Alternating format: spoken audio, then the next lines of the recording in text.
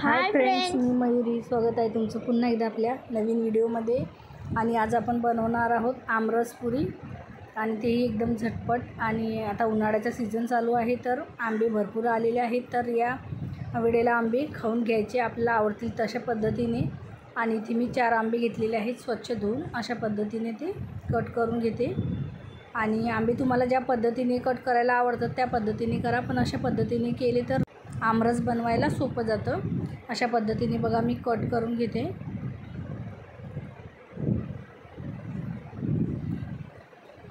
हे बघा असं करून आपल्याला हे मिक्सरच्या भांड्यामध्ये आता काढून घ्यायचे आहे. असं केलं तर पटकन काढल्या जातात, किंवा मग तुम्हाला पाहिजे असलं तर तुम्ही कट न मारताही काढू शकता. आता हे बघा आपण मिक्सरच्या भांड्यामध्ये हे सर्व काढून घेऊया. आणि लगेच निघतं, जास्त वेळ पण लागत नाही. आणि काही फोडी मी मोठ्या पण करून घेतल्या आहेत. आणि चवीनुसार आता आपण याच्यामध्ये साखर टाकून घेऊया. याच्यामध्ये मी थोडंसं मीठ पण टाकून घेतलं आहे. आणि आता मस्तपैकी हा रस आपण मिक्सरच्या भांड्यामध्ये बनवूया.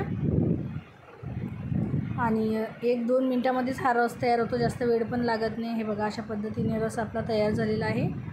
आणि आता हा आपण एका भांड्यामध्ये काढून घेऊया. आणि आपल्याला लागेल तसं याच्यामध्ये पाणी टाकून हा आपण पाहिजे तसं पातळ घट्ट बनवून घ्यायचा. हे बघा याच्यामध्ये मी थोडंसंच पाणी टाकलेलं आहे, एकदम अर्धा कप असं पाणी टाकलेलं आहे. छानपैकी आता हे ढवळून घेऊया. हे बघा आता घट्टसर असा आमरस आपला इथे तयार झालेला आहे, तुम्ही बघू शकताय. जास्त घट्ट पण नाही, जास्त पातळ पण नाही. आणि साखरेचं प्रमाण हे कमीच ठेवायचं थोडं, कारण आंबा हा गोड असतो म्हणून. आणि आमरस आता आपला तयार झाला. आता एका परातीमध्ये इथे मी पाणी टाकून घेतलं, त्याच्यामध्ये थोडंसं मीठ आणि पीठ टाकून घेतलं. आणि हे पीठ आता आपल्याला व्यवस्थित घट्टसर असं मळून घ्यायचं, जास्त पातळ मळायचं नाही, नाहीतर मग पुरी ही आपली चांगली बनत नाही. अशा पद्धतीने पीठ आता हे मळून झालेलं आहे.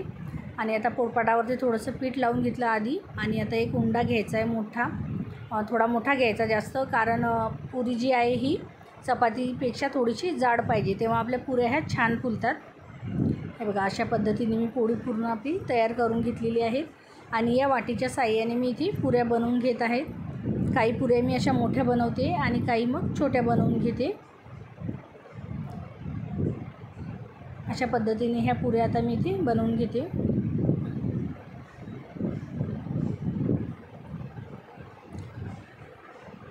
आधी थोड्याशा पुऱ्या आपण बनवून घेऊया आणि मग तळायला घेऊया. आणि साईडला मी तेल पण गरम करायला ठेवलेलं आहे. आणि ते तेल पण आता गरम झालेलं आहे, त्याच्यामध्ये आता पुरी टाकून घेतली. आणि अशा मोठ्या पुऱ्या बनवल्या म्हणजे आपल्याला एका टाईमला 1-2 तळता येतात, जास्त तळता येत नाहीत. पुरी सुरुवातीला एकाच बाजूने तळून घ्यायची, मगच ती पलटी करून घ्यायची, जेणेकरून मग तेल पेत नाही आपली पुरी आणि तेलकट बनत नाही मग जास्त.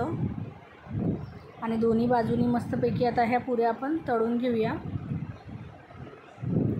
आणि तुम्हाला पण अशी आमरस पुरी खायला आवडते का, मला कमेंट्स करून नक्की सांगा.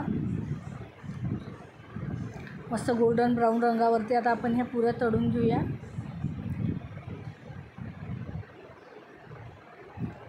आणि आता काही पुऱ्या मी इथे छोट्या बनवून घेते ग्लासच्या साहाय्याने. हे बघा अशा पद्धतीने. आणि माझ्या मुलांना, मिस्टरांना ह्या छोट्या पुऱ्या खायला जास्त आवडतात, त्यामुळे मी काही छोट्या बनवून घेतल्या.